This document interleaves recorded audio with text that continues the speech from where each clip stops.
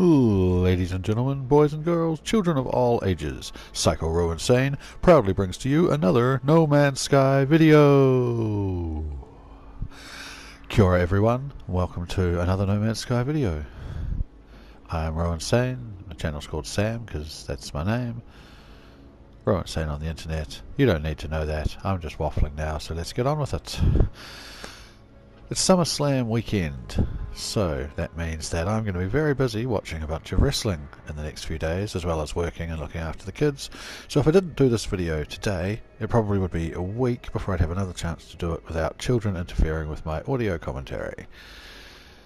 So, last time I talked about a bunch of random things and didn't finish my thoughts on a bunch of them, and then the video cut off without me noticing, and I talked for another 10 minutes or so without any of it being recorded. So I've got some notes from that, and I'm going to quickly go back over some of those so that I don't wind up doing the same thing twice. So, at the very end of last video, I was talking about the three paths, and I was cut off before I mentioned how I thought I had missed out on noticing a choice early on between the Atlas and the mystery names, who I now know are called Polo and Nada. There's a piece of dialogue came up saying that you have chosen to follow the Atlas rather than seek out Polo and Nada, and I was like, what? Who are Polo and Nada? What have I missed? But that just appears to be a sequencing issue, because it wasn't too long after that I carried on down the path of the Atlas a little bit, and then had my first scripted encounter with the mysterious Polo and Nada, who told me some stuff, gave me some stuff, and offered me some choices, including continuing on the path of the Atlas, or being provided a shortcut towards the centre, which, well, wasn't that much of a shortcut, but more on that probably later. I also talked a little bit towards the end about my theory that the whole game is set inside a black hole. Well, I still maintain that it may be some kind of dimensional unfolding or black hole-esque scenario. The possibility of an Elon Musk style living inside a simulation has been floated around as well. There are black holes in this galaxy, I'll just say that for now. So the idea that we're inside a black hole is potentially undercut by the fact that there are black holes here. However, it doesn't necessarily make that not the case. That was a lovely piece of sunrise. I was flying around there, sunrise over the ocean on, I think, the planet Amundsen. I've been revisiting a few planets along the way prior to my advancing central. Yes, it is Amundsen, I can see that on the screen, of course, minus 72.6 degrees here on Amundsen. A cold world, that's why I named it that. Onward with the notes. The inventory, small and annoying, yes.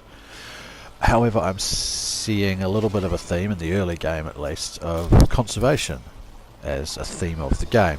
The Sentinels certainly don't like it when you go around harvesting indiscriminately, particularly get upset if you harvest more complicated life forms.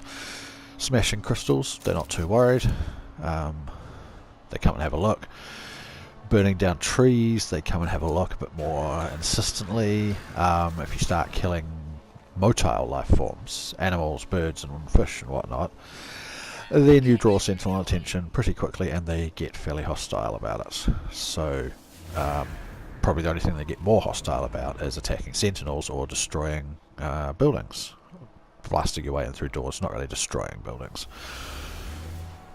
So that, combined with the way that the game pushes you to only collect what you need at the moment, rather than just harvesting everything in sight because of the small inventory space, meaning you just grab a few rare things once you work out what's rare and harvest the other resources as you need them, suggests a conservation theme, and the game kind of pushes that, I think, early on.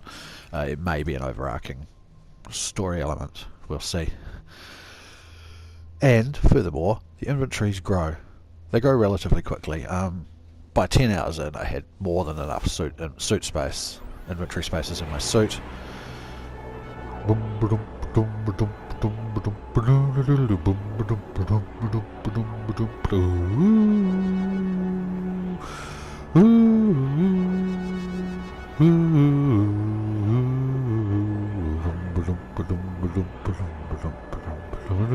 Sorry about that.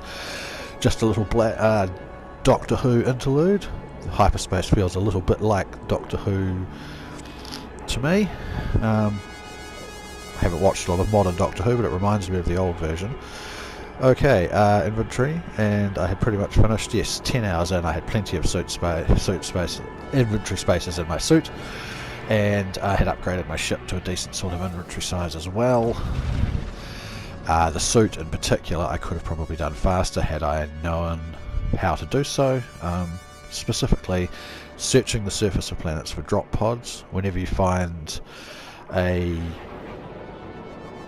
canister with a red laser shining up out the top of it, if you build a bypass chip and activate it, it will search for an item of your choice. If you choose shelter, it will often point you at a drop pod.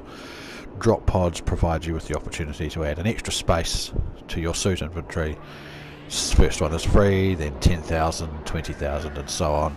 It's well worth the cost because inventory is one of those things people have complained about the most.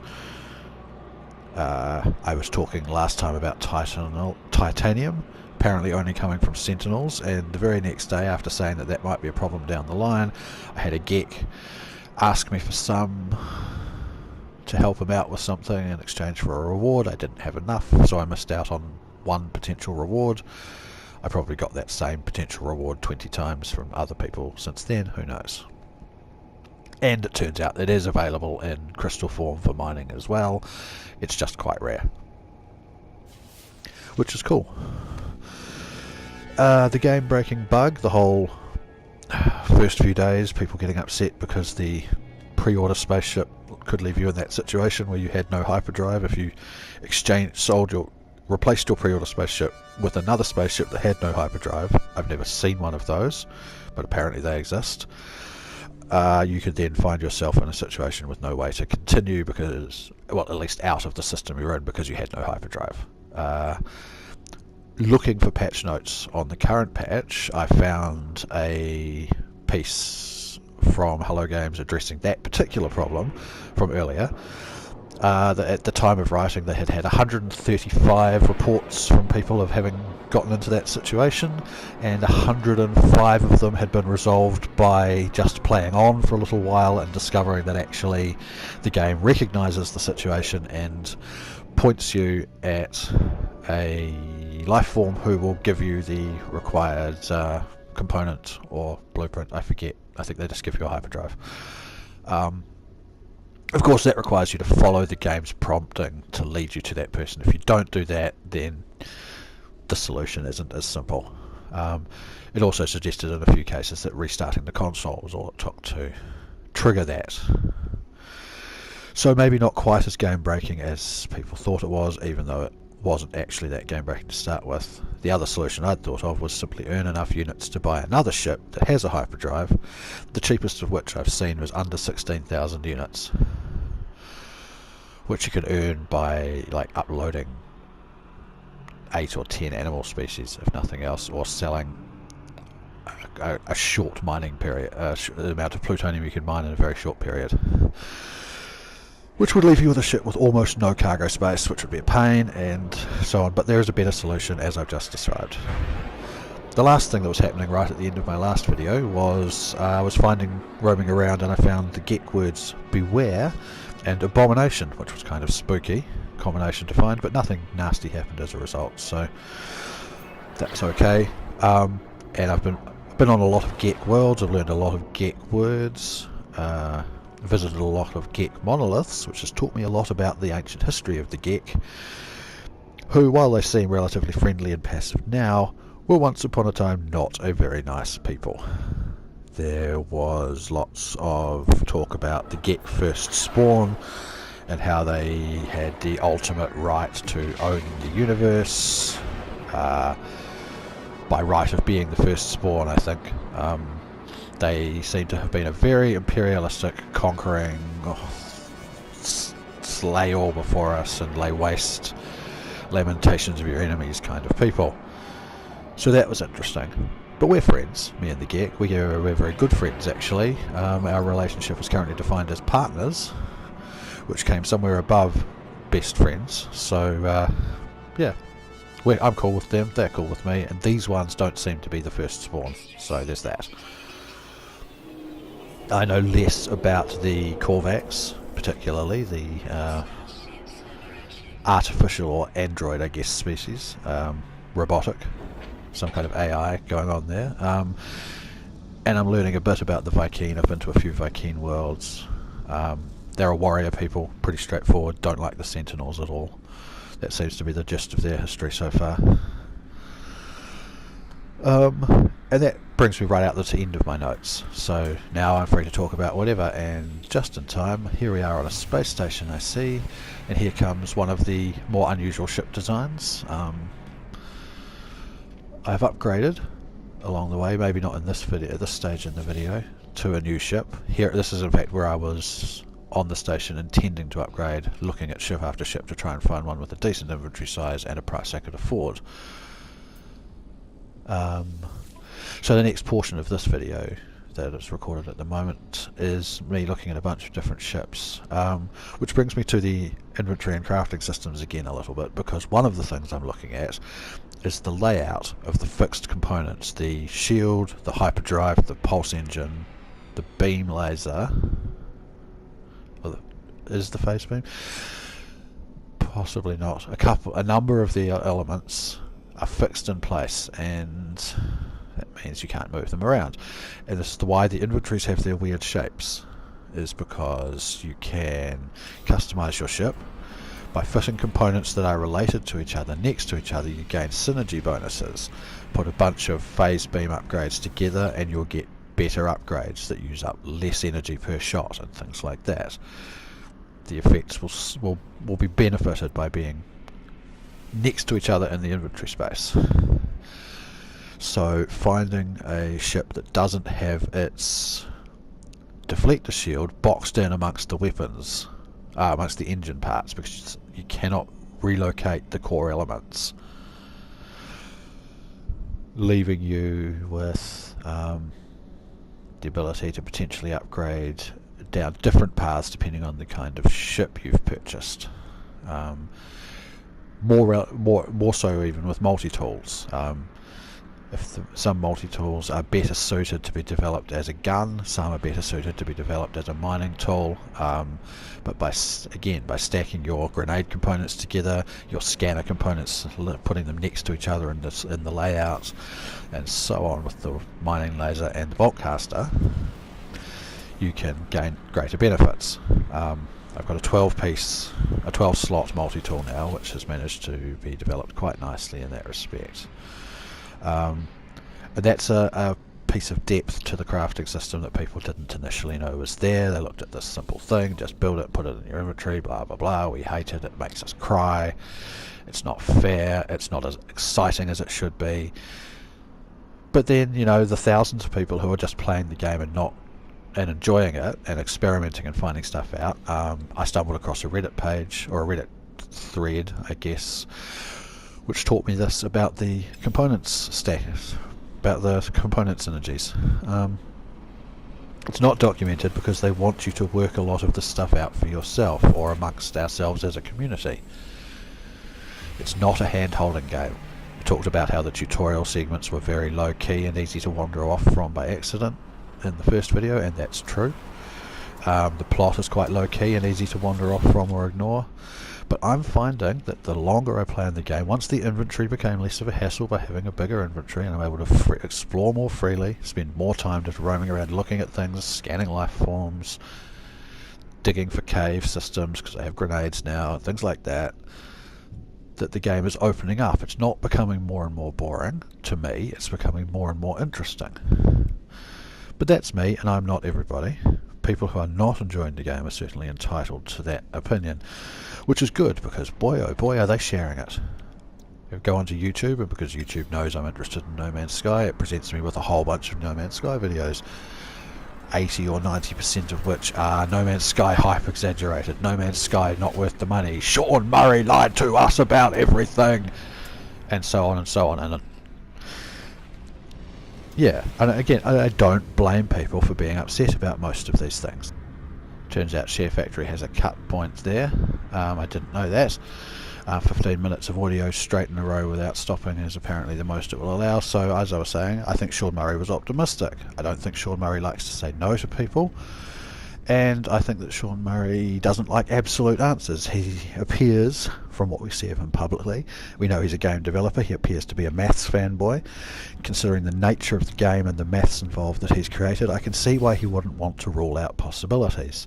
For all he knows, there's a 0.001% chance that some element of the way the game works will result in the spontaneous generation of the ability to see other players. To use the example, that's the closest thing to a lie I think he's done, was his ongoing unwillingness to deny absolutely that you might encounter other players, because again, he could still be thinking to the future when they add that functionality. But he did keep saying, don't think of it as a multiplayer game, don't expect this experience to happen. I'm not going to say it can't happen, but don't expect it to. So I have some sympathy for that, especially since it's not an element of the game I hugely cared about as a possibility. I have visited one system so far that someone else had been to before me, which was kind of neat, except that unfortunately he had just passed through. He hadn't actually, I say he because his name was something like Slappy Jim, according to his console name. The system was discovered by him. A couple of the planets, I think, were discovered. No, even the planets weren't even discovered by him. He flew into the system, tagged it as it was tagged as discovered by him, and he moved on to somewhere else. Didn't name anything along the way, so it would have been more fun if the system I'd visited had had a bunch of planets and creatures and things named by the person who had been there before me. That would have been very cool, and I'm sure it will happen at some stage in the future, giving an insight into the mind of another player without having to actually meet that player. I mean, people are going to visit some of my stuff one day probably and go, oh, what is this guy thinking? I mean, he's named the first two worlds after eras, I guess, in the existence of Earth. Devonian and things like that, Cambrian, ancient eras, and then he's gone and named the other two worlds in the system according to some, well, the completely other idea, or that sort of sound the same but aren't geological eras. Or, you know, more recently, I get why the moons are named Aldrin and Armstrong, but why is the planet named Collins? I had to look it up. To be fair, I did not know the name of the third Apollo 11 crew member, the one who never went to the moon, who just orbited it in his, never set foot on the moon, orbited it in the lander, in the return capsule, waiting for Armstrong and Aldrin to return. But his name was Mike Collins, so I named the entire planet after him, and Aldrin and Armstrong got the moons, which I thought was cute at the time. Collins actually turns out to be a really beautiful planet. I'm having a lot of fun exploring Collins very recently, and I'll be going back there because I'm still in that system. A system I named One Giant Leap, because I've just come out of my first big shortcut leap towards the centre, which took me a whole 5,000 light years closer, leaving me only 174,000 light years to go. It's going to take a while. It's not a 30-hour game anymore. And it looks like I'm coming up on the end of this video, so I'll save most of my further thoughts. But yes, lots of people with negative reviews. Of course they have negative reviews. They didn't enjoy the game, and so they went off and said negative things about the game while the rest of us kept on playing. And I'm going to dial it back now. This was my first encounter with an Atlas interface station. Just a couple of minutes here. It won't contain anything really spoilery, so I'm just going to sit back and watch.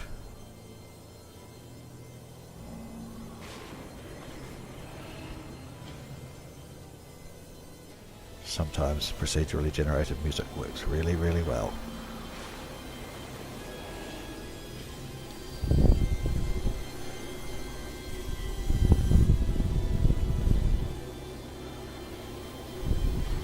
Oh, and Brent, if you're watching, the cockpits of the ships do vary depending on the ship design.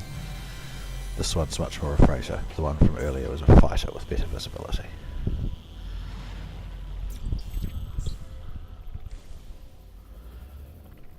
Alright, thank you very much for watching, everyone. I'm continuing to love the game. There will be more videos in future, I'm sure. Psycho Rowan saying, out for now.